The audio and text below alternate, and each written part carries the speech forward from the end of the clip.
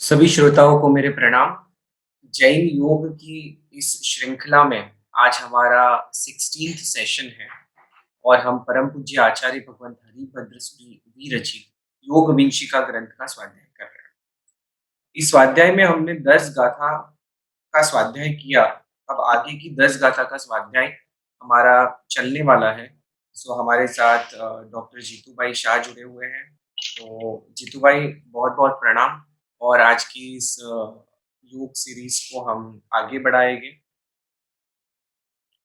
प्रणाम नील भाई और सभी जिज्ञासुओं को भी प्रणाम। समदर्शी आचार्य हरिभद्र सूरी जो एक ऐसा नाम है जैन शासन के गगन में चमकता हुआ सितारा है।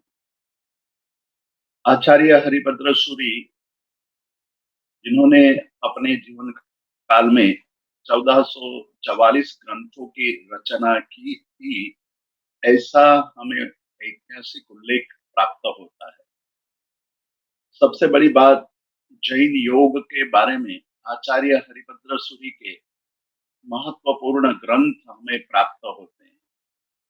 योग विंशिका, योग शतक, योग दृष्टि समुच्चय, योग बिंदु, षोडशक प्रकरण जैसे ग्रंथों में आचार्य हरिभद्र सूरी ने जैन धर्म के योग का सम्यक विवरण किया है और जिज्ञासु के लिए जैन योग की पद्धतियों का हमें परिचय कराया है।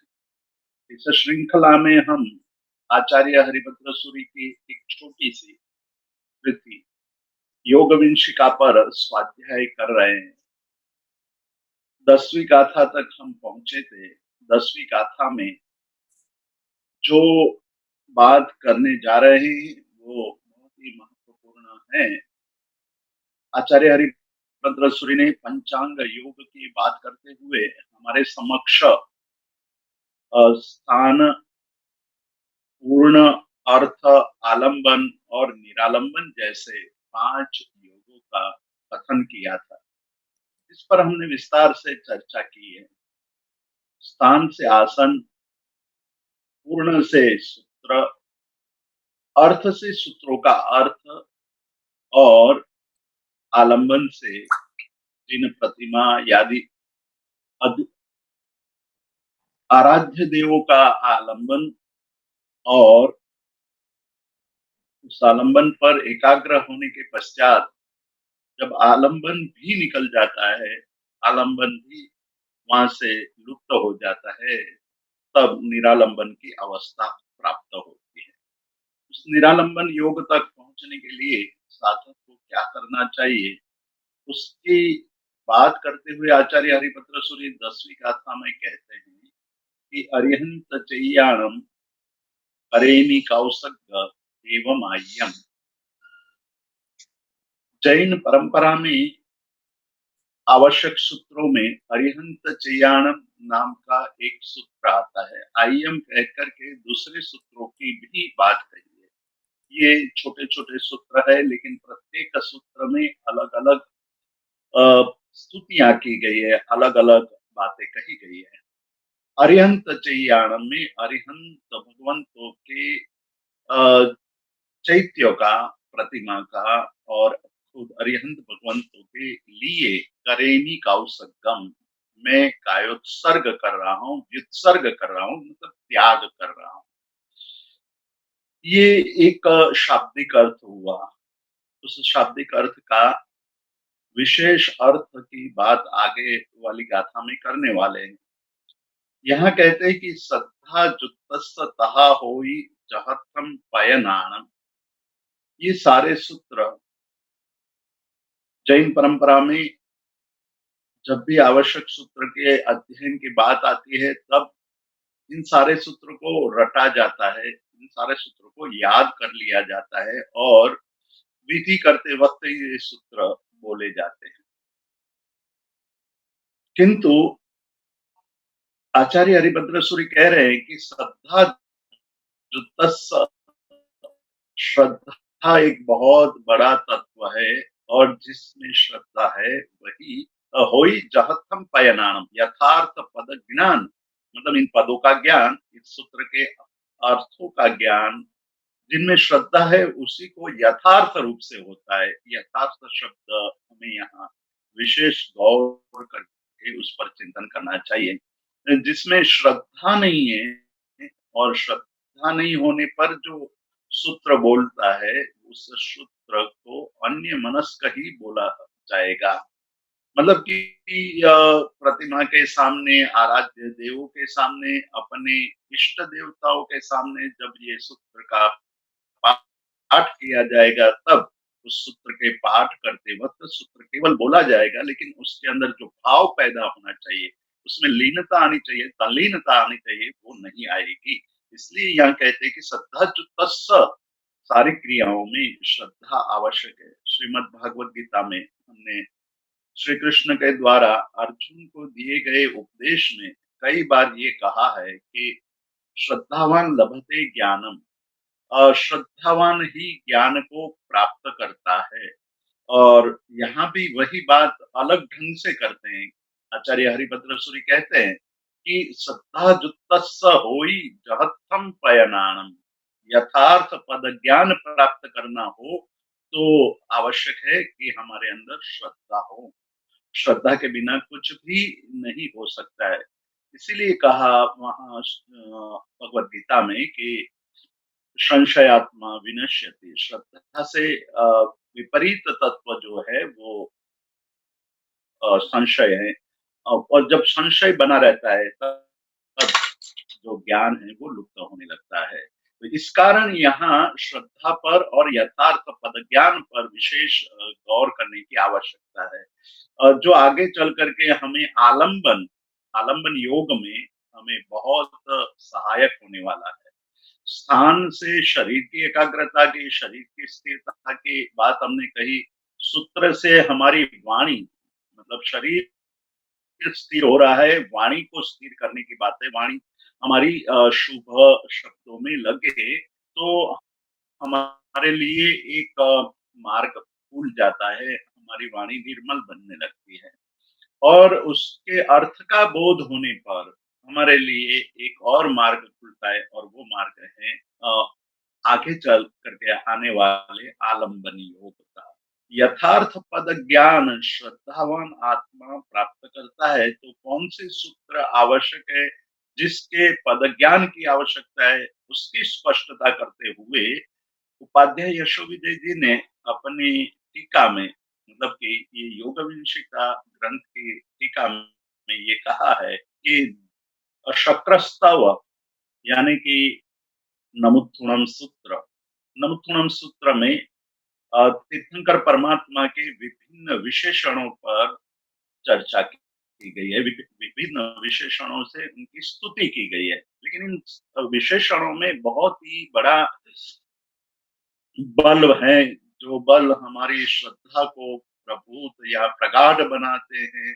ये शब्द हमारे ज्ञान को निर्मल बनाता है और आगे चल करके हमारी बुद्धि को और सघन बना करके मोक्ष मार्ग की तरफ ले जाता है। मतलब आलम्बन योग के लिए यह आवश्यक है। एक छोटी सी घटना यहाँ हमें याद रखनी चाहिए कि एक करीब करीब 1100 साल पुरानी ये घटना है, सत्य घटना है, जैन इतिहास की एक यह सुवर्ण घटना है।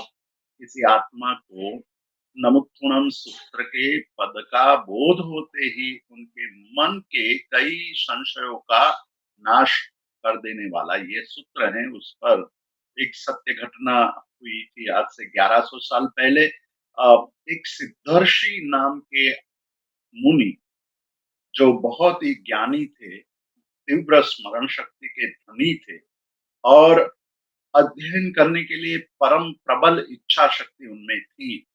तो अध्ययन करते करते उन्होंने जैन सभी सभी जैन शास्त्रों का अध्ययन कर लिया।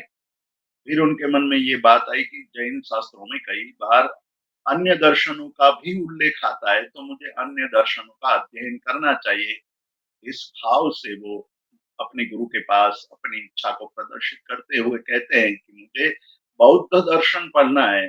बौद्ध दर्शन में बहुत बड़ा चिंतन का एक युग था, उस युग में नागार्जुन, वसुबंधु, शांतरक्षित जैसे बड़े-बड़े आचार्य हुए थे और जो सौत्रांतिक से लेकर के महायान तक के और शून्यवाद तक की यात्रा ये बौद्धों ने तार्किक क्षेत्र में की थी। तो वो बौद्ध दर्शन पढ़ना चाहते थे। गुरु ने कहा कि हमारे दर्शन में सब कुछ है। आप बौद्ध दर्शन पढ़ने न जाओ तो अच्छा है। पर गुरु के सामने उन्होंने अपने पक्ष को प्रबल रूप से रखा। गुरु मना नहीं कर पाए, लेकिन उनको एक शिक्षा भी दी कि आप पढ़ने जा रहे हैं तो पढ़ते-पढ़ते यदि आपके मन में यह बात आ जाए कि जैन दर्शन की अपेक्षा से बौद्ध दर्शन बहुत ज़्यादा अच्छा है, तो मैं बौद्ध क्यों न बन जाऊँ? तो बौद्ध दर्शन या बौद्ध धर्म स्वीकार करने का मन हो जाए, तो मैंने जो ये श्रमण परंपरा की दीक्षा देते हुए तुम्हें श्रमणों का रजोहरण दिया है, वो रजोहरण आकर के वापिस ले जाना। उनकी मर्यादा रखना और उसका सम्मान करना और यदि आपको श्रद्धा न रहे तो वापिस लौटा देना। अ, ये सिद्धर्षिगण यह बात सुन करके मन में आश्चर्यवान हुए। उनको ये लगा कि मेरे मन की स्थिति को गुरु जानते नहीं है, मैं प्रबल श्रद्धावान हूँ। उनको ये बात उस वक़्त अच्छी नहीं लगी थी। पढ़ने गए, पढ़ते-पढ़ते उनको बौद्ध दर्शन अच्छा लगने लगा। गुरु के पास आए, वापिस वो रजोहरण लौटाने। गुरु ने समझाया, थोड़े दिन वहाँ रहे, वापिस चले गए। इस प्रकार बार-बार होता रहा। अंत में जब गुरु के पास आए और इस बार सिद्धर्षि मन में निश्चय करके आए थे और यह एक दृढ़ निर्णय था कि आज तो मैं लौटा ही दूँगा, गुरु चाहे कुछ भी कहे। अ, गुरु उस वक़्त अपनी आसन पर बैठे हुए थे। सिद्धर्षि को बिठाया, उनको कहा कि ये ग्रंथ आप ज़रा देख लो और मैं मंदिर जाकर के वापिस आता हूँ। वो ग्रंथ था ललित विस्तरा और उस ग्रंथ में नमुत्थनम सूत्र पर की आचार्य हरिभद्र सूरि की टीका थी। उसको पढ़ते-पढ़ते इनकी जो मति में व्यामोह उत्पन्न हुआ था सिद्धर्षिगणी का, वो व्यामोह नष्ट हो गया और अपनी श्रद्धा बलवती बनाई और उसके बाद ही अब सिद्धर्षिगणी ने उपमिति भव प्रपंचा नाम का एक बहुत ही प्रसिद्ध ग्रंथ रचा। तो ये नमुत्थनम सूत्र का महात्म्य है कि यदि सूत्र और अर्थ का ज्ञान होने लगता है और यथार्थ बोध होता है, तो हमारे मन के अंदर रहे हुए कई मिथ्या विचार, मिथ्या धारणाएं, मिथ्या बातें समाप्त हो जाती है। ऐसे कई दृष्टांत हमें मिलते हैं। लेकिन हमें एक ही दृष्टांत से आगे बढ़ना होगा। दूसरा सूत्र है चैत्यवंदन यानी अरिहंत चेयाड़म, जिसकी हम चर्चा कर रहे थे। गाथा में आचार्य हरिभद्र सिद्धि ने जिसका उल्लेख किया है वो अरिहंत चेयाड़म सूत्र है। अरिहंत चेयाड़म सूत्र में भक्त जब भक्ति करता है, परमात्मा को वंदन करता है, तो कौन कौन से गुणों में वृद्धि होनी चाहिए, इस बात की बात कही है। अरिहंत त्याणन करेनी काउसंगम वंदनवत्याय, वंदन की हमारे अंदर जो वंदन करने का भाव है, उस भाव की वृद्धि होनी चाहिए। तो वंदनवत्याय यानी वंदन की वृद्धि के लिए अब उनका रहस्य, हम खाली वंदनवत्याय शब्द बोल दे, वंदनवत्याय शब्द बोल करके आगे चले जाए तो उसका कोई मतलब नहीं रहता है। शब्द के साथ-साथ मतलब पद के साथ-साथ पद का ज्ञान भी आवश्यक है। पद के ज्ञान से हमारे अंदर वंदन के भाव बढ़ते जाते हैं। वंदन करने से मतलब वंदन का अर्थ है नम्रता। नमो अरिहंताणम जो जैन धर्म का प्रथम सूत्र सिखाया जाता है। बच्चा जब जन्म जन्म पाता है तो उनके कान में नवकार मंत्र का श्रवण कराया जाता है, तब उसका पहला शब्द है मतलब हमारे जीवन का प्रथम श्रवण है, वो नमो से यानी नम्रता से, नम्रता का अर्थ है समर्पण से शुरू होता है, वंदन भी वहां से होता है। तो आचार्य हरिभद्र सूरि ने इस सूत्र की व्याख्या करते हुए कहा है कि वंदन ही धर्म का मूल पुल है, धर्म की शुरुआत वंदना की वृत्ति हो, हमें वंदन के भाव आने के बाद जो वंदन के भाव जब वृद्धि पाने लगते हैं तो पूजन के भाव आते हैं। पूजा जब भक्त पूजा करने लगता है तो पूजा करते वक़्त उसमें लयलीन हो जाता है। कई ऐसे दृष्टांत हैं हमारे पास, पेथरशा का दृष्टांत है, नागकेतु का दृष्टांत है जिसमें वो भक्त परमात्मा की भक्ति करते हुए लयलीन हो गए थे और स्वयं को परमात्मा जैसी स्थिति में ला पाए। तो वंदनवती आए, पूर्णवती आए, सत्कारवती आए, सम्मानवती आए, ये सारी एक प्रक्रिया बताई गई है कि भक्त जब भगवान के भक्ति करने लगता है तो कैसे भक्ति योग की साधना होती है। उस भक्ति योग की साधना के मूल में भी अर्थ ज्ञान और पद ज्ञान को बहुत महत्व दिया गया है कि केवल सूत्र बोल जाने से कुछ नहीं होता है। सूत्र बोलने के साथ-साथ उसके अर्थ को जानना चाहिए। उसके बाद तीसरा जो आवश्यक सूत्र माना है वो है नामस्तव यानी लोकस सूत्र जिसमें 24 तीर्थंकर की नाम स्मरण करके स्तुति की गई है और उसमें एक बहुत ही महत्वपूर्ण बात कही है वो है तिथय रामे पश्यन्तु। हे तीर्थंकर भगवान हमारे पर प्रसन्न हो। प्रसन्न प्रसन्नता यहाँ मांगने की बात जो कही गई है और आगे चल करके चार और बात मांगी गई है। बोधि मांगी है, आरुग्य बोहि लाभम समाहि वरम उत्तमम दिंतु यानी बोधि यानी सम्यक्त्व आरोग्य और समाधि जैसी बातें उसमें प्रार्थित प्रार्थित की गई है कि हमारे जीवन में ये आना चाहिए। आप उसको प्राप्त करके बैठे हैं। अम, आनंदगंज जी ने भी स्तवनों में यही बात कही है कि परमात्मा हम आपसे और कुछ नहीं मांग रहे हैं। हम आपसे वितरागत्व यानी वितरागता मांग रहे हैं। मन ही हमारे बंधन का कारण है और मन ही हमारी मुक्ति का कारण हो सकता है।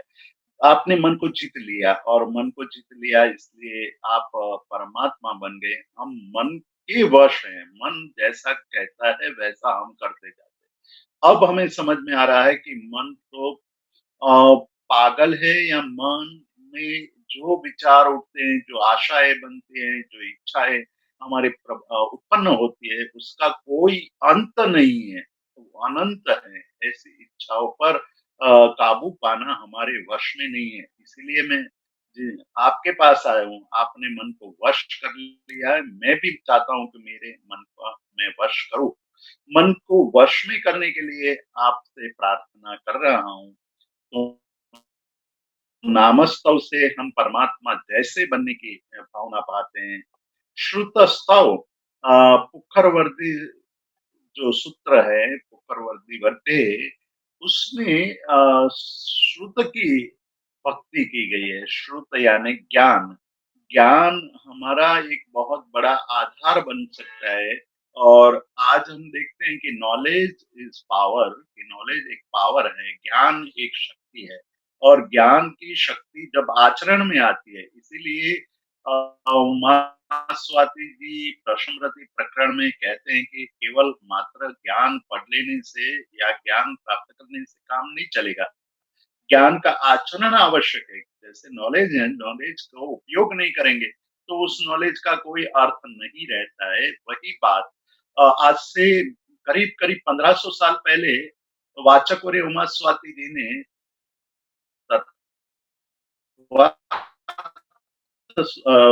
प्रशमरति ज्ञान का फल विरति है, संयम है। जीवन में सुख और शांति आनी चाहिए ज्ञान के द्वारा। तो ये जो ज्ञान है वो इतना प्रबल शक्तिशाली है, हमारे जीवन को परिवर्तित कर देने वाला है।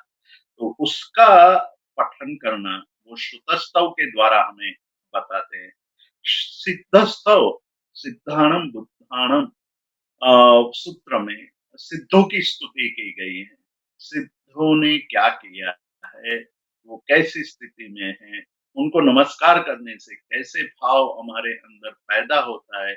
वहाँ कहा है कि कस एक इको भी नमुकारो जिनवर वसस्वद्धमानस संसार सागराओ तारे नरम्ब नारी वाह। एक भी नमस्कार पर्याप्त है मोक्ष गति को प्राप्त करने के लिए। यहाँ आश्चर्य पैदा हो सकता है, किसी को भी पैदा हो सकता है, क्या एक ही नमस्कार से, जिस वंदन से बात की शुरुआत हुई थी, प्रारंभ हुआ था, उसका अंत भी वहीं से होता है कि वंदन करने से एक भी वंदन एक ही वंदन पर्याप्त है, ऐसा आप कह रहे हैं, तो एक वंदन कैसा होना चाहिए वो चिंतनीय बन जाता है। मतलब 2 हाथ जोड़ करके सिर झुका करके पंचांग प्रणिपात करने से नमस्कार की कायिक मुद्रा बनती है। कायिक मुद्रा बन गई, उससे काम नहीं बनता है। इसीलिए नमस्कार करने वाला भाव से नमस्कार नहीं कर पाता है, वो तो दूसरे को नम्र है ऐसा दिखाने के लिए नमस्कार करता है। तो क्या कायिक नमस्कार ही पर्याप्त है? यदि मन नहीं है तो कायिक नमस्कार केवल एक मुद्रा बन करके रह जाती है, एक नाटक बन जाता है और ऐसे नाटक से हमारे अंदर परिवर्तन नहीं आता का चिंतन करना होगा। पद ज्ञान का यथार्थ बोध होना चाहिए और यथार्थ बोध के लिए श्रद्धा को आवश्यक माना है। तो ये सारे पांचों सूत्र जो वंदन के हैं, उस देव वंदन के, वो महत्वपूर्ण है। यहाँ हमें याद ये रखना है कि ये सूत्र, जितने भी सूत्र हैं, उस सूत्र का उच्चारण शुद्ध रूप से, मतलब जहाँ दीर्घ है, जहाँ ह्रस्व है, वहाँ संपदा है, जहाँ मात्राएं हैं, उसका उसी प्रकार उच्चारण होना चाहिए। और शुद्ध उच्चारण के द्वारा हमें पद ज्ञान तक पहुंचना है। उच्चारण भी पर्याप्त नहीं है, लेकिन उच्चारण यदि सही नहीं होगा तो अर्थ बोध होने में, अर्थ ज्ञान होने में विलंब होगा, या अर्थ बोध अलग प्रकार का हो जाएगा। तो अशुद्धि, बोलने में अशुद्धि नहीं होनी चाहिए। जितना हम शुद्ध बोलेंगे उतना ही हमारे लिए शब्दों के ज्ञान में हमें सहायता मिलेगी। तो हमारे जब सूत्र बोलते हैं तो हमारा मन और जो श्रवणेन्द्रिय है, उस श्रवणेन्द्रिय का भी एक शुभ शब्दों सुनने का कार्यक्रम शुरू हो जाता है। हम ध्यान में देखते हैं, जब ध्यान करने बैठते हैं तो इंद्रियों का क्या रोल है, वो इसके साथ हमें समझना है। आचार्य हरिभद्र सूरी ने यहाँ केवल इंगित किया है। इंगित करते हुए उन्होंने 3 बातें कही। एक बात कही कि सूत्रों का अध्ययन आवश्यक है। दूसरी बात कही श्रद्धा युक्त आवश्यक। तीसरी बात कही अर्थ से युक्त ज्ञान होना चाहिए। मतलब हमने पिछली बार भी देखा था कि कहा भी था कि केवल सूत्रों को बोल जाने से बहुत ज्यादा फर्क नहीं पड़ेगा, पड़ेगा थोड़ा बहुत, क्योंकि आप शुभ क्रिया में अपनी क्रियाओं को लगा देते हैं, शुभ क्रिया करते हैं, इसलिए शुभ बंद होने की बात होती है। लेकिन हमें निर्जरा तक पहुंचना है। जो हमारे अंदर विकार पड़े हैं, उस विकारों का क्षय करने की बात कर रहे हैं। विकार, मनोविकार, मनोविकार यानी राग द्वेष। राग द्वेष की जो जड़ें हैं वो अनादि काल से हमारे अंदर इतनी गहराई तक पहुंच गई है कि उस गहराई तक पहुंची हुई जड़ों को नष्ट करना है तो श्रद्धा होनी चाहिए। जो श्रद्धा के बिना ये काम नहीं बनेगा। और श्रद्धा वो बात में आनी चाहिए कि हमें एक मार्ग मिला है और यही मार्ग है, उस मार्ग से हम अपने अंदर पड़े हुए ये विकारों के दोषों को, दूषणों को, मलिनता को दूर कर पाएंगे। ये वितराग द्वारा दिया हुआ है, इसलिए इसमें कहीं भी कोई शंका कुशंका करने की आवश्यकता नहीं है। तो इस प्रकार की श्रद्धा और पद ज्ञान, तो यहाँ हमें ध्यान करते वक्त क्या-क्या हमारी इंद्रियां किस प्रकार से प्रयुक्त होती है, उसका चिंतन जरा आवश्यक है। पहले भी हमने देखा था, लेकिन आज थोड़ा गहन प्रकार से देखेंगे। स्पर्शनेंद्रिय तो हमारी जो है वो एकदम शांत हो जाती है, इसलिए स्पर्शनेंद्रिय का इतना अधिक प्रभाव हमारे मन पर नहीं पड़ता है। भोजन यानी रसनेंद्रिय का यहाँ प्रयोग नहीं है, इसलिए रसनेंद्रिय भी शांत होकर के बैठी है। श्वासोश्वास हम धीरे-धीरे मंद करते जा रहे हैं। इसलिए हमारा विचार, हमारे मन की जो विचारों की स्थिति है, धीरे-धीरे मंद हो रही है। आँखें बंद रखी है, इसलिए आँखों के प्रयोग से हमें जो बाहर की वस्तुओं का दर्शन हो रहा था और दर्शन के द्वारा मन के अंदर चिंतन की धारा यानी थॉट्स प्रोसेस बहुत तीव्र बन जाती है। एक पदार्थ को देख करके हमारे अंदर विचारों की साइकिल शुरू हो जाती है। वो आँखें बंद करने से उसको हम समाप्त कर सकते हैं। हालाँकि ये एक मात्र बाह्य प्रयोग हुआ है, उसके बाद उससे आगे बढ़ना है। और तीसरा जो महत्व तीसरी जो महत्वपूर्ण इंद्रिय हैं, वो कान है, श्रवण इंद्रिय हैं। बाहर की ध्वनि हमारे कान में जाते ही विचार प्रभूत हो जाते हैं, विचार जागृत हो जाते हैं, विचार तीव्र बन जाते हैं। पर यदि हम सूत्रों का ही, शुद्ध शब्दों का ही श्रवण करते होंगे, तो श्रवणेंद्रिय भी शुभ में लीन हुई होगी।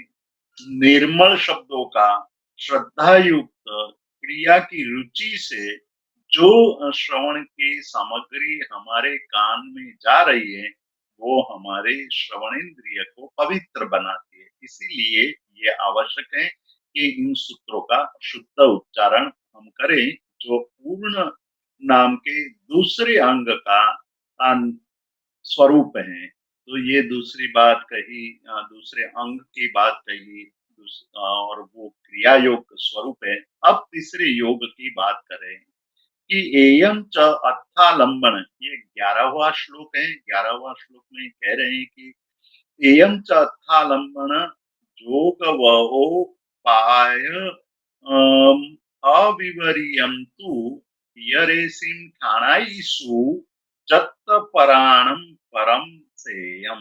अर्थात अर्थ योग, मतलब कि जो सूत्र हम बोल रहे हैं, उस सूत्रों का अर्थ का चिंतन, हम जिस शब्दों का अर्थ नहीं समझ पाते हैं, वहां हम अन्य मनस्क बन जाते हैं, मतलब हमारा मन कहीं और भटकने लगता है। पर हम शब्दों के अर्थ को बराबर समझते हैं, तो हमारा मनोयोग एकाग्र होकर के उसके स्वरूप को बराबर समझता है। स्वरूप को समझने के लिए यहाँ कह रहे हैं कि अर्थालंबन योगा, अर्थालंबन का जो आलंबन लेकर के श्रद्धा युक्त यथार्थ पद ज्ञान वाले बोले गए शब्दों को वो पकड़ते हैं। शब्द का अर्थ, अब अर्थ को समझने के लिए पुनः हमें शब्द शास्त्र पर जाना पड़ेगा। शब्द का जो है एक अर्थ होता है, लेकिन जब वो पद बनता है और अन्य शब्दों के संपर्क में आता है, तो वाक्य बनता है, तो शब्द के अर्थ में भिन्नता आ जाती है, शब्द के अर्थ बदल जाते हैं। और ये प्राकृत भाषा में तो अक्सर होता है। सरोनथी, ऐसा एक वाक्य, सरोनथी वाक्य बना के प्राकृत भाषा कितनी अद्भुत है, वो यहाँ बताने के लिए मैं ये वाक्य प्रयोग आपके सामने रख रहा हूँ। सर शब्द के 3 अर्थ होते हैं। सर यानी शर એટલે बाण, बाण नहीं है। स्वर यानी सर यानी स्वर, स्वर यानी मतलब बोलने गाने के लिए मेरे पास स्वर नहीं है, इसलिए मैं अच्छा गा नहीं सकता हूँ या गा नहीं सकता। और प्यास लगी है किसी को, तो वो भी जवाब देगा कि सरोनति, यहाँ कोई सरोवर नहीं है कि हमारी प्यास बुझा सके हम। एक ही वाक्य सरोनति से कितने अलग अलग अर्थ निकल रहे हैं, वो भाषा की महिमा है। और वो जब हम समझते हैं, जितने पदों के अर्थों का यथार्थ बोध होगा, उतना ही रहस्य जो हम सूत्र बोल रहे हैं, उसके रहस्य को प्राप्त कर लेंगे। यहाँ वो बात मैं आपके सामने रखना चाहता हूँ कि एक छोटे से सूत्र नमुक्तुणम, उस पर आचार्य हरिभद्र सूरि ने टीका रची। ललित विस्तरा नाम का एक बहुत बड़ा ग्रंथ लिख दिया। उस ग्रंथ पर पंजिका लिखी गई मुनि चंद्र सूरि ने। तो इस प्रकार से ज्ञान का विस्तार कितना बड़ा हो सकता है। पद वही के वही है, लेकिन उसके रहस्य को जितना यथार्थ बोध होता जाएगा, उतना ही आनंद आता जाएगा, उतनी ही उसके रहस्य को हम पा सकते हैं, और रहस्य को पाते हुए हमारा मन जो अर्थ योग में लीन हो जाता है। और जब अर्थ योग में लीन होता है, तो अर्थ योग का उपयोग करते हुए हम आलंबन लेते हैं। आलंबन है कि अ, जब हम परमात्मा की प्रतिमा, हमारे आराध्य देव की प्रतिमा, हमारे कोई भी आराध्य देव हैं, उनकी प्रतिमा के समक्ष बैठते हैं, तो ये पद ज्ञान सहित बोले जाने वाले शब्द उनके साथ तादात्म्य पैदा करने में बहुत बड़ा आलंबन है। और तादात्म्य में हो जाता है, तब भक्त भेद रेखाएं वो मिट जाती है। इसीलिए जब हम साधना की बात करते हैं, तो प्रथम शुरू होता है तू ही से, हे परमात्मा तू ही सब कुछ है। तू ही करते करते करते जब भक्त उसमें लीन हो जाता है, तो सोहम सोहम हो जाता है कि तू है वही मैं हूँ। जो तू है और मैं हूँ, उसमें कोई अंतर नहीं है। तेरी आत्मा और मेरी आत्मा में अंतर नहीं है। मैं भी वही हूँ, केवल मेरे पर आवरण लगे हैं, उस आवरणों को दूर करना है। तो ये पद ज्ञान के द्वारा हमारे अंदर परमात्मा के साथ आत्मीय भाव पैदा होता है। इसीलिए जब भी आलंबन योग को उपयोग में लेते हैं, तब ये आलंबन योग मुक्ति देने वाला है, मतलब कर्मों से मुक्त कराने वाले, विकारों से मुक्त कराने वाला है। और इस प्रकार से पद ज्ञान हमारे परम श्रेय को लाने वाला है। परम श्रेय यानी कल्याण का कारण बनता है। तो इस प्रकार से हमारे अंदर पद ज्ञान, अ, वाक्य ज्ञान, और उसमें आकर आगे चल करके तात्पर्य बोध, उसका तात्पर्य क्या है, उस तात्पर्य तक पहुंचना। तो यहाँ हम जब सूत्र बोलते हैं, तो सूत्र बोलने वाले दो प्रकार के होते हैं। ये एक बहुत बड़ी बात कह रहे हैं यहाँ उपाध्याय यश विजय की टीका में, कि जो सूत्र बोलते हैं, वो सूत्र बोलने वाले दो प्रकार के होते हैं। एक केवल सूत्र बोल जाते हैं, शुद्ध सूत्र बोलने का उनको अभ्यास हो गया है, तो सूत्र तो बोल जाते हैं, लेकिन अर्थ बोध नहीं है, केवल सूत्र ही बोल देते हैं। यानी कि चैत्य वंदन करते हैं या भक्ति करते हुए भक्ति के गीत गाते हैं, गीत को गाते हुए बहुत सुंदर स्वर से भी गीत गा लेते हैं, लेकिन गीत गाते वक्त उनके पदावली के साथ हमारा मनोयोग नहीं लगता है, तो तन्मयता नहीं आती है। कभी-कभी हमने देखा है कि जो भजन बोलने वाले भक्त, भजन गाने वाले भक्त में यदि अर्थबोध है, तो वो भजन गाते-गाते लयलीन हो जाता है, और लगता है कि उस वो इस दुनिया में अभी नहीं है। कोई अलग दुनिया में विचरण करने लगा है।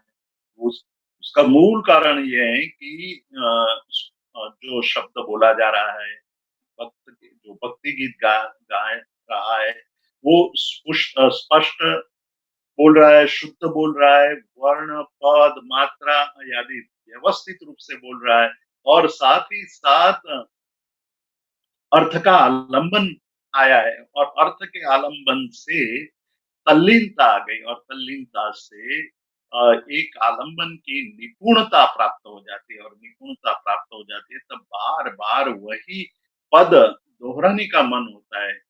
उनके मन में यही होता है कि बस वही मैं गाता रहूं, और वही तल्लीन बन जाऊं, तल्लीन बन जाऊं। और तल्लीनता के वक्त जो एक अपूर्व आनंद का हमें बोध हुआ या अनुभव हुआ है, वो किसी और चीज़ों से हमें अनुभव नहीं हो सकता है। इसीलिए भक्त वही का वही गीत बार-बार बोलता है, बार-बार बोलने पर भी उनको तृप्ति नहीं होती है और तब प्रश्न पूछा जा सकता है कि एक ही गीत बार-बार क्यों बोल रहे हैं? हम तो एक गीत को दोबारा सुनने का मौका हमें कोई देता है तो हम ऊबने लगते हैं और वही गीत 5 बार सुनने को कोई कह दे तो हमें लगता है कि ये तो सज़ा कर रहे हैं हमें। लेकिन भक्त में ऐसा नहीं है। भक्त तो एक ही गीत को बार-बार गाता है, तो किसी भक्त को पूछा गया था कि आपको उसमें ज़रा भी ये परेशानी नहीं होती है, आप क्यों बार-बार ये गा रहे हो? और एक ही बात बार-बार कर रहे हो, एक ही परमात्मा को भज रहे हो बार-बार। तो बुद्ध ने जवाब दिया कि आपको पता होगा कि एक मछली है, वो पानी में जन्मती है, पानी में ही रहती है, पानी में ही अपना जीवन बिताती है, परंतु उस पानी में से उस मछली को बाहर निकाल दो, तो वो एकदम पुनः पानी में जाने के लिए तड़पती हैं कि मुझे पुनः पानी में डाल दो। आपने देखा भी होगा कि पानी के बाहर निकली हुई मछली कितनी तड़पती है। तो वो पानी के अंदर फिर पुनः जाने का विचार करती है। वैसे ही भक्त की दशा होती है कि भक्त को भगवान के अंदर इतनी श्रद्धा पैदा हो जाती है कि वही उसी में लीन हो जाता है।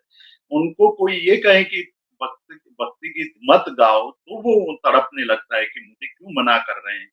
ये एक बात है कि जब शुद्धात्मा के साथ अशुद्ध आत्मा का मिलन होने लगता है, तल्लीनता होने लगती है, तो शुद्धात्मा का जो प्रभाव है, उस प्रभाव का अनुभव, आंशिक अनुभव उनको होने लगता है और उसमें परम आनंद की अनुभूति होती है, वही तृप्ति हो जाती है और वही उनके जीवन का खुराक बन जाता है। भक्ति योग के द्वारा आलंबन को प्रबल बनाने की यहाँ बात कही है, यहाँ ज्ञान योग के साथ आगे बढ़ने की बात कही है कि ये जो सूत्र बताए गए, उस सूत्र में जो भाव बताए गए हैं, उस भाव का अनुसरण करते हुए यदि हम आलंबन योग को लेते हैं, तो अर्थ योग और आलंबन योग के हमारे अंदर प्रवीणता आती जाती है और दूसरे आत्मा ये एक प्रकार के भक्त हुए या एक प्रकार के साधक हुए।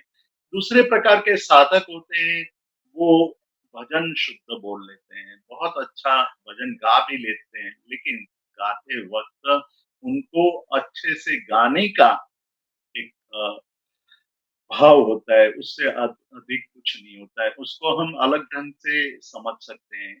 यहाँ हमने जैसे मछली का दृष्टांत दिया, वैसे हम आजकल जो संगीतकार आते हैं पूजा बढ़ाने के लिए, पूजा करवाने के लिए, तो संगीत तो बहुत अच्छा गा लेते हैं, लेकिन उनका मन का भाव कि उनको कितना पैसा मिलने वाला है, उस पर लगा रहता है। और वो यही मतलब मन में भाव रखता है कि मुझे इतने पैसे दिए हैं, इसलिए मैं 2 गीत बोलूँगा और कोई ज़्यादा पैसा देता है तो 4, 5, 10 गीत तक बात ले जाता है और सभा को वो तल्लीन बनाने की कोशिश करता है। खुद नहीं बनता है क्योंकि खुद में उसका अर्थ योग नहीं है। अर्थ योग नहीं होने के कारण केवल उनको अपनी कला दिखाने का ही शौक लगा होता है। वही उसी निपुणता वो लोगों को दिखाना चाहता है। लोग उसको सुन कर के आगे बढ़ जाते हैं, लेकिन खुद नहीं बढ़ते हैं।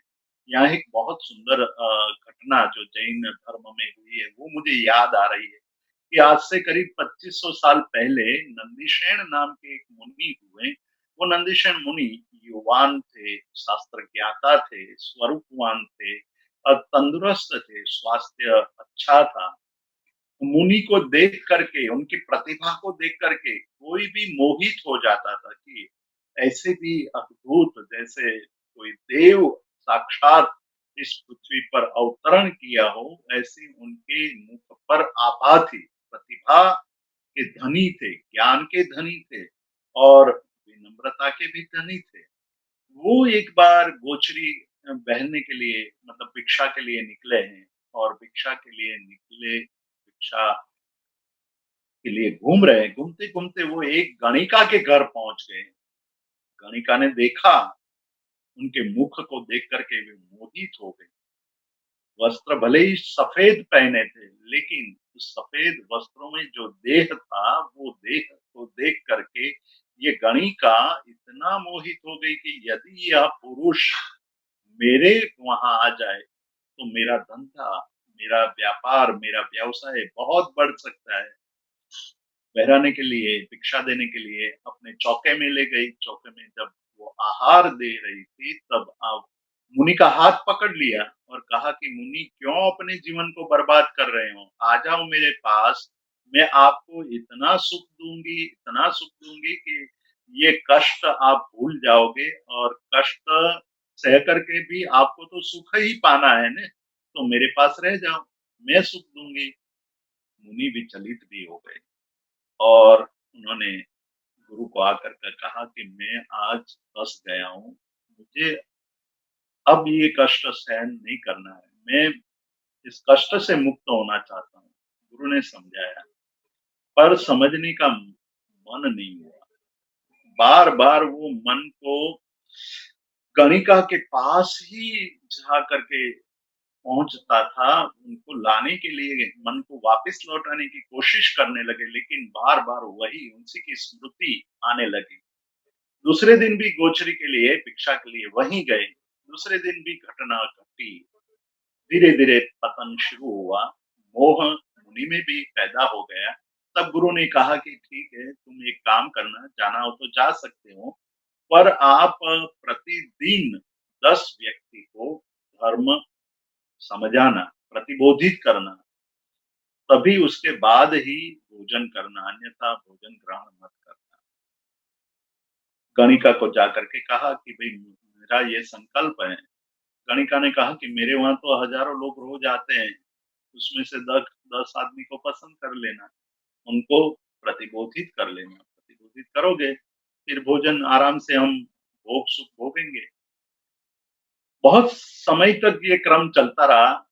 प्रतिदिन सुबह ये उपदेश देते थे और हर रोज 10 आदमियों को वो प्रतिबोधित करके दीक्षा ग्रहण करने के लिए समझा देते थे। ये उनकी कला थी। लेकिन देखिए बोल रहे हैं, बोलने से 10 आदमियों को प्रतिबोधित कर रहे हैं, लेकिन खुद प्रतिबोधित नहीं हो रहे हैं। वैराग्य की देशना देने वाला खुद ही भोगी है। उसका मूल कारण है कि उनके संकल्प को पूरा करने के लिए वो उपदेश दे रहे थे। एक दिन घटना ऐसी घटी, 9 ही आदमी मिले, 10वां आदमी मिला नहीं। भोजन की वेला हो गई है, गणिका प्रतीक्षा कर रही हैं, समय बीतता जा रहा है। 10वें आदमी की प्रतीक्षा है, आज कोई आया नहीं है। 9 आदमी भी बैठे-बैठे ऊबने लगे हैं। तब गणिका ने कहा कि आज आप 10वें आप बन जाओ। तो वो खुद बोलते गए और अपनी को बोलते वक़्त सुनते भी गए।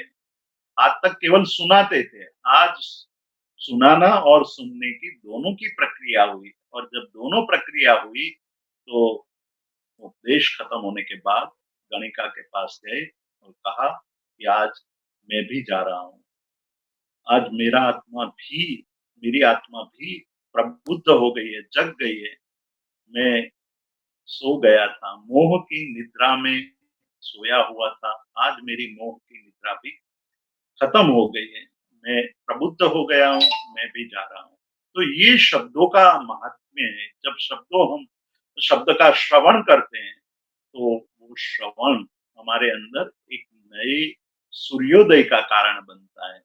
तो दूसरे लोग केवल बोलने वाले होते हैं, जो अच्छा बोल तो लेते हैं, जो रटा हुआ है वो बोल लेते हैं। जिस प्रकार से तोता होता है, तोता राम राम बोल लेता है, लेकिन उसको उसका कोई लाभ नहीं होता है। उसी प्रकार अर्थ के आलम्बन का आश्रय लिए बिना जो सूत्र आदि भक्ति गीत आदि भजन आदि स्तवन या सज्जा आदि बोलते हैं, वो सालों साल या हर रोज सालों तक बोलते रहते हैं, लेकिन उसका प्रभाव नहीं पड़ता है। तो यहाँ एक हमारे जो आचार्य हरिभद्र सूरी कहते हैं कि अ, ये हमें समझना चाहिए कि हमें उसके तात्पर्य को एकाग्रता पूर्वक हमारे अंदर उतारना चाहिए।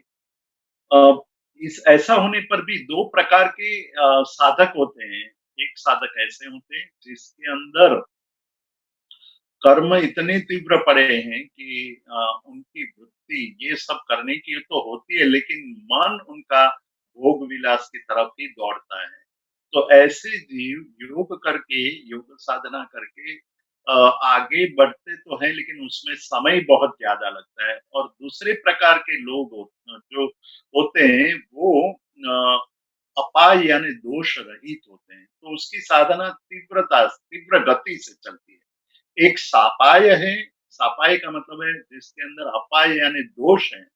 दोष यानी मोहनीय कर्म की तीव्रता है। मोहनीय कर्म की तीव्रता का मतलब है कि ये सब साधना करके वो अपेक्षा रखता है कि मुझे पैसे मिल जाए, मुझे पद मिल जाए, मुझे प्रतिष्ठा मिल जाए, मुझे सम्मान मिले। इस प्रकार की अपेक्षा से जो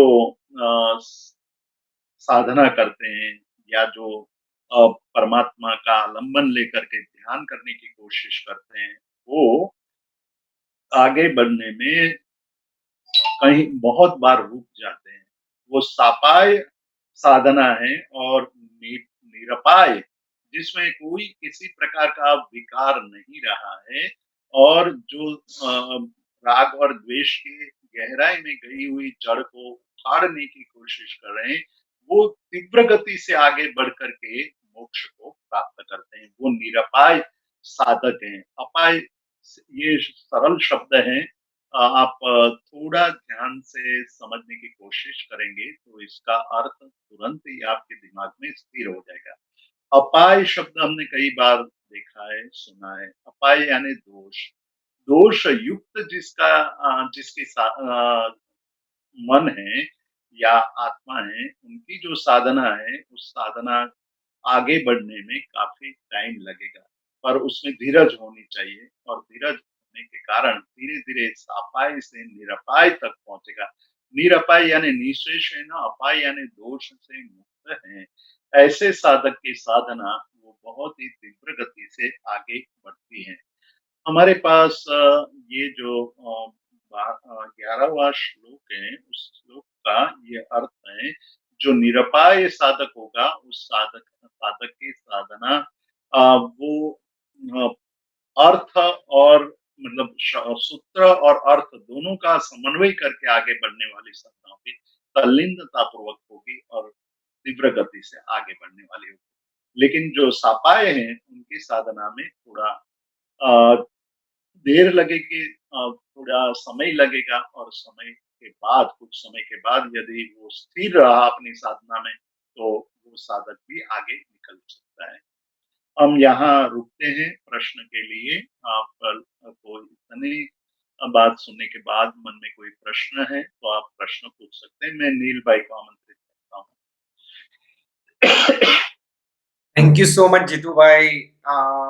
मैं सभी श्रोताओं को कहना चाहूँगा कि आपको अगर कोई भी प्रश्न है पहले, तो आप आपका हैंड रेज़ कर सकते हो। सो उससे आपको अलाउ किया जाएगा, आप डायरेक्टली जीतू भाई से पूछ सकते हो या आप चैट के ऊपर या क्यूएनए में भी टाइप कर सकते हो। जीतू भाई एक प्रश्न आया है कि आपने जो ये सापाई और जो निरपाई की बात की है, तो वो निरपाय अवस्था में जाने के लिए हमें क्या-क्या प्रैक्टिसेस करनी चाहिए डे टू डे लाइफ में कि हम उस आ, तक पहुंच सकें? हाँ, आचार्य हरिभद्र सूरी ने और उपाध्याय यशोविजय जी ने इस पर काफी चिंतन किया है और एक प्रक्रिया बताई है कि हमारा जो ये साधना क्रम है, उस साधना क्रम में हमें ये देखना चाहिए कि हम ये साधना क्यों कर रहे हैं? साधना के पीछे हमारा क्या आशय है? आशय की बात हम आगे कर चुके हैं और उसके पर भार बहुत ही जोर दिया है साधक के लिए कि आप साधना करने का आपका मुख्य आशय क्या है? कई लोग जो आशय को को समझ नहीं पाते हैं और दूसरे लोगों को जो सफलता मिली है, उस सफलता को देख कर के वो ये मान लेते हैं कि मुझे भी सफलता मिलेगी और मैं भी ये साधन करूँ।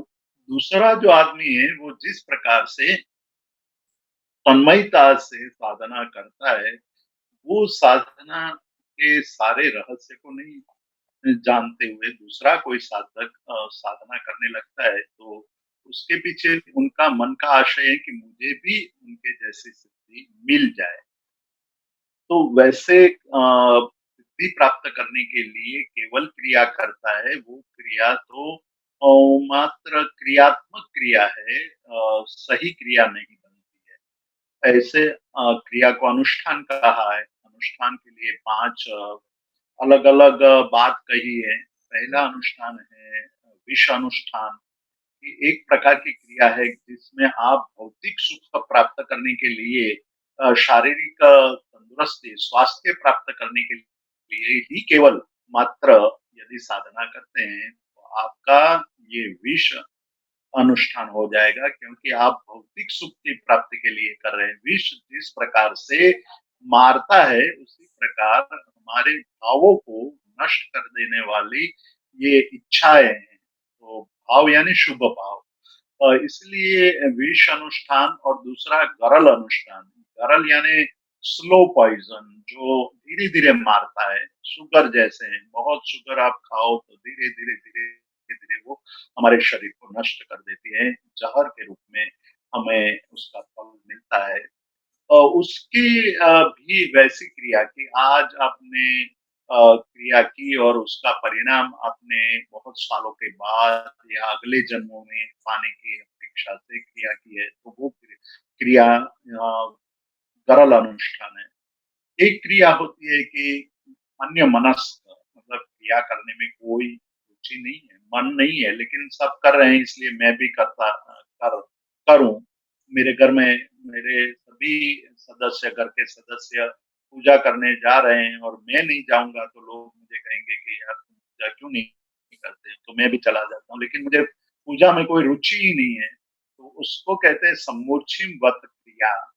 अन्यमनस्क क्रिया और उसके बाद चौथा जो प्रकार आता है उसमें कहते हैं कि जो हेतु है उस हेतु के लिए यदि आप क्रिया करते हैं मतलब कि प्रतिक्रमण आप प्रतिक्रमण के लिए करो तो वो प्रतिक्रमण प्रतिक्रमण का तदहेतु बनता है इसलिए वो सार्थक है और जब प्रतिक्रमण के सूत्रों के अंदर तन्मयता आ जाती है लयलीनता आ जाती है और चैत्य वंदन करते वक्त परमात्मा में लयलीनता आ जाती है या भक्ति गीत गाते गाते वक्त परमात्मा में लीन हो जाता है तो वो अमृत क्रिया बन जाती है। अमृत क्रिया जैसे अमृत अमरत्व प्राप्त करने के लिए होता है उसी प्रकार ये क्रिया हमारी आत्मा को अमरत्व प्राप्त कराता है।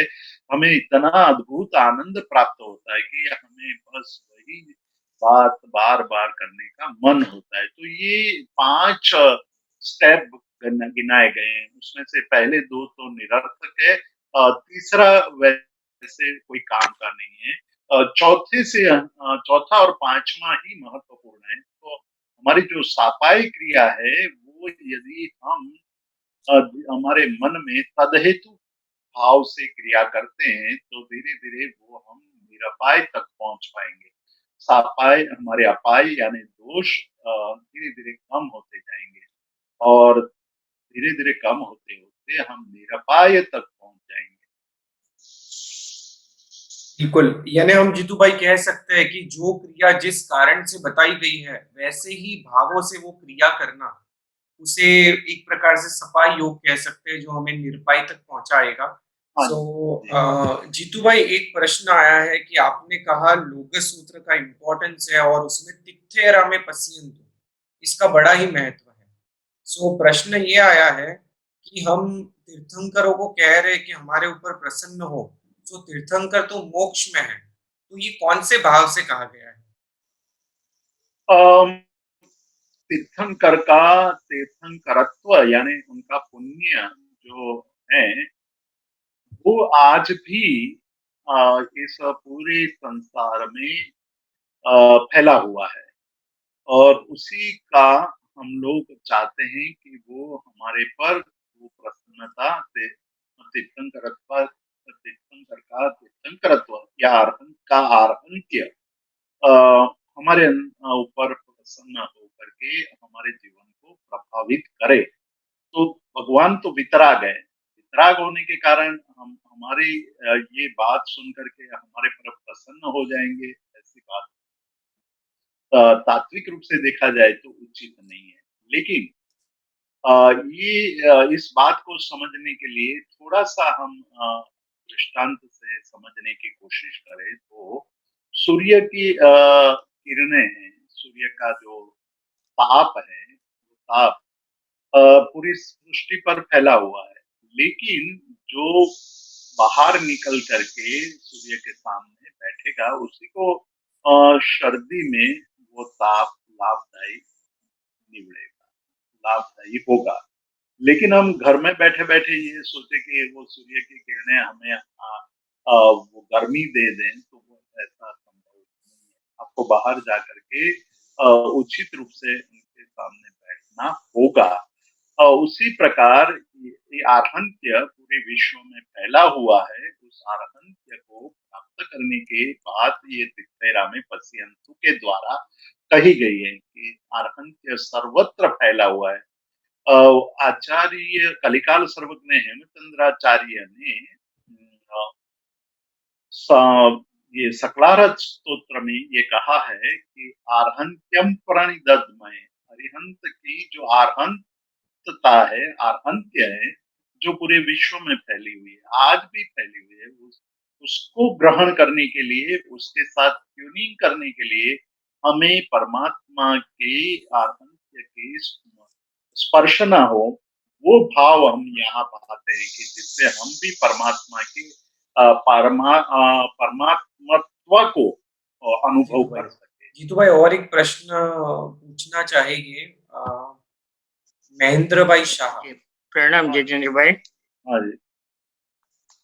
आपे લક્ષ્ય ને આશયની વાત કરી અનુષ્ઠાનમાં, તો લક્ષ્ય અને આશય બંને જુદી વસ્તુ છે. લક્ષ્ય શું હોવું જોઈએ અને આશય શું હોવો જોઈએ?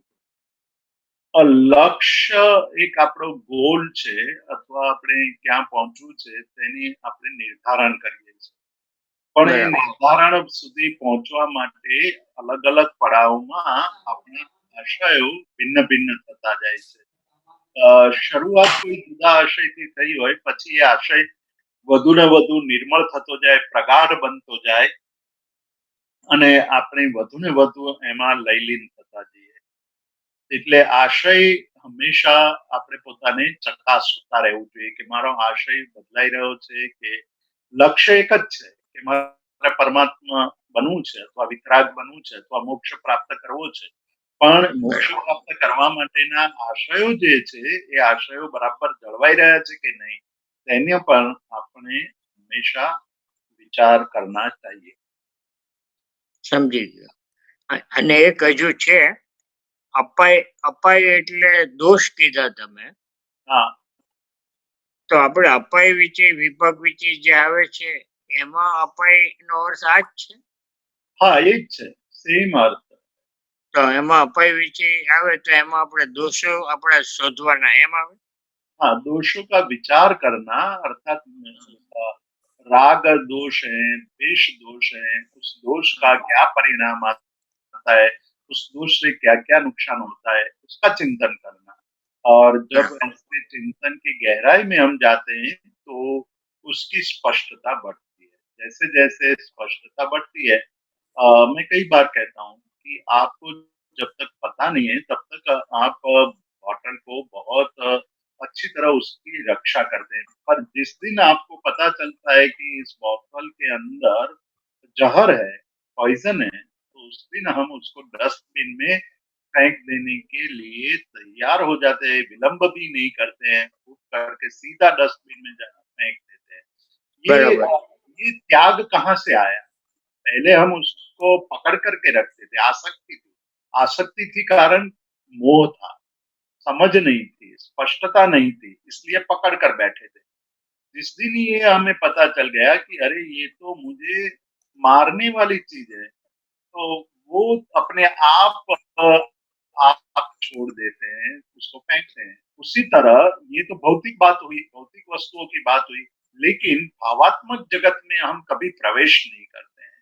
भावात्मक जगत में प्रवेश नहीं करते इसलिए हमें पता नहीं है कि हमारे विचार जहरीले हैं या मधुर है, कटु है या मधुर है, वो अभी हमने कभी सोचा नहीं है कि मेरे विचार, मेरे भाव, मेरे अंदर जो भावनाएं पड़ी है, वो कैसी है? मेरे दुःख का कारण और कोई कैसे हो सकता है? मेरे दुःख का कारण तो मेरे भाव हैं। मेरे भाव का मतलब है मेरे दोष है। वो दोष ही मुझे अ अ, कांटे की तरह पीड़ा देते हैं। जिस तरह से पैर में कांटा लगने के कारण हम एक अ अ, कदम भी आगे नहीं बढ़ सकते हैं। जी। हमें रुक जाना पड़ता है, बैठ जाना पड़ता है। सबसे पहले हम कार्य करते हैं उस कांटे को निकालने का। अब देखिए ये कांटे को निकालने के लिए कांटे का उपयोग करते हैं, मतलब तीक्ष्ण कांटा लगा है तो उतना ही तीक्ष्ण आपके पास कोई पदार्थ होना चाहिए जो तीक्ष्णता को बाहर निकाल सके। तो एक तीक्ष्णता, एक जो अपाय है, उस अपाय को दूर करने के लिए उतनी ही तीक्ष्ण भावना होनी चाहिए। ये केवल आज सुन लिया और अपाय निकल गए, ऐसे नहीं हो सकता है। तो अपाय का चिंतन जब होने लगता है और ये समझ में आने लगता है कि आप तो बहुत बड़ी गलती कर रहे हैं, अपाय को पकड़ रहे हैं और सुख की कामना कर रहे हैं। मतलब एक तरफ से गंदगी को पकड़ करके स्वच्छता की बात करते हैं, आप स्वच्छ होने की बात करते हो और ऊपर से आप लेप तो गंदगी का ही कर रहे हैं, तो गंदगी दूर नहीं हो सकती है।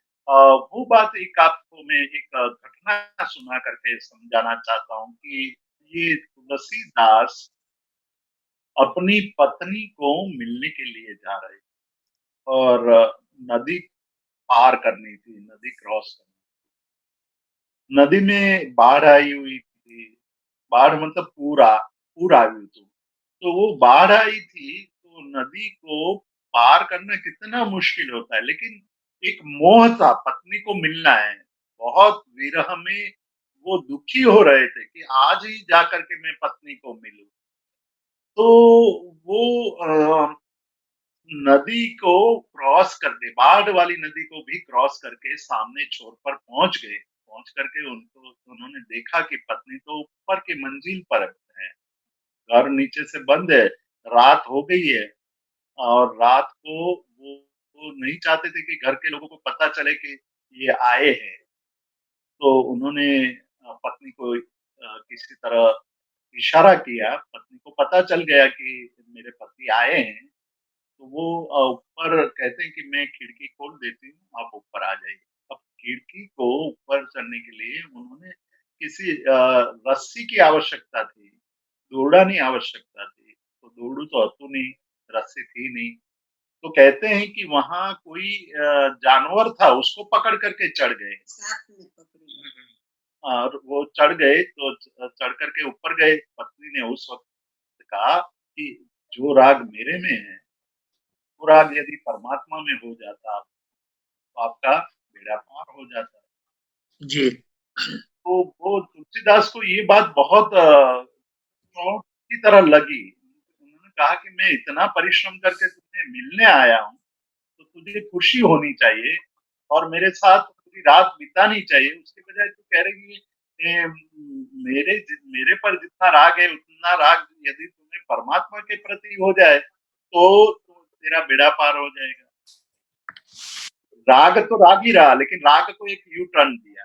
मतलब कांटे को कांटे से निकालना, विचार को विचार से निकालना, ये बात है कि जब हम अपाय के विचार को सम्यक रूप से विचार करेंगे तो निकल जाएगा। तो वही बात तुलसीदास के जीवन की यू टर्न हो गई और वो तुलसी रामायण जैसा एक महान ग्रंथ रच दिया, जो आज भी लोगों को भारतीय संस्कृति का सही पहचान कराता है।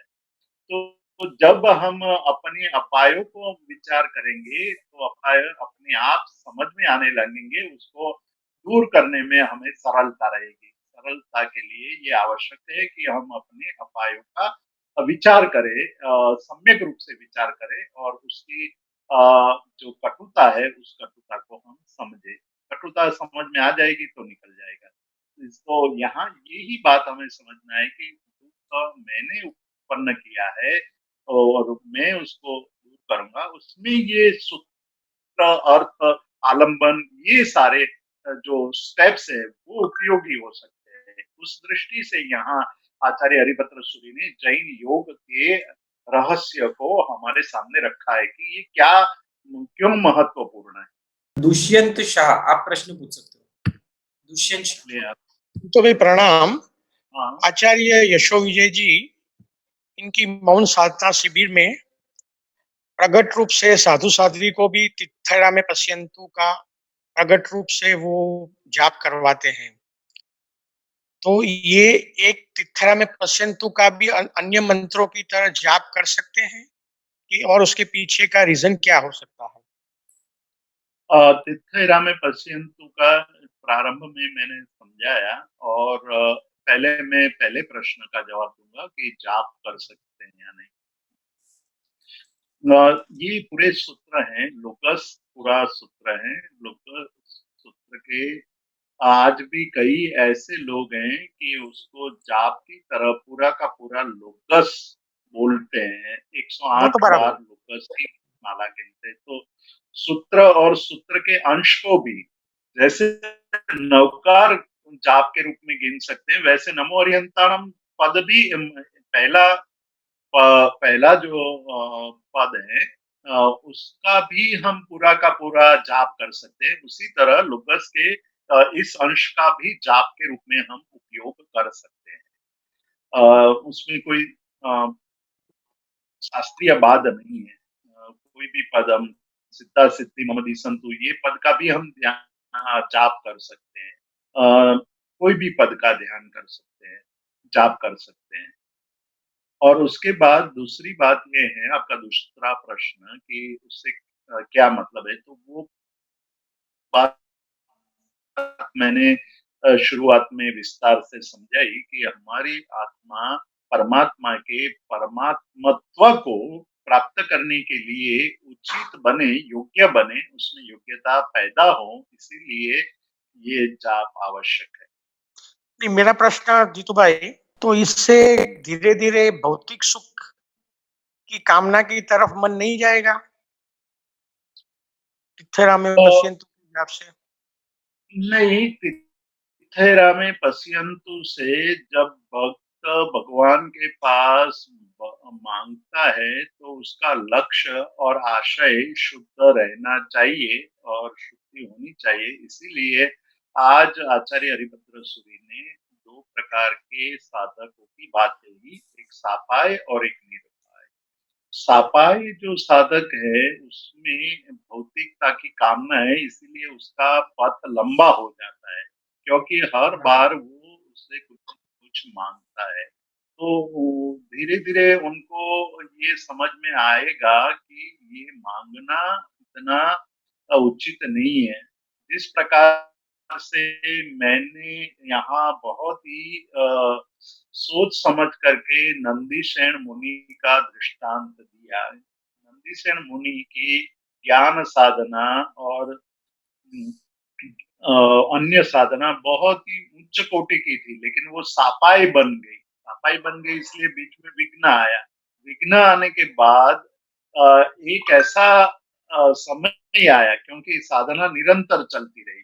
बात तो बहुत ही लंबी है, लेकिन मैंने बहुत संक्षेप में आपके सामने रखी। कभी अवसर मिलेगा तो वो बात मैं करूंगा कि नंदीश्वर मुनि की साधना जो बहुत उच्च कोटि की बनी की कहना है कि सापाई से निरपाय तक पहुंचना है और सापाई में धीरज, धैर्य और हमारे लंबे समय तक की बात है।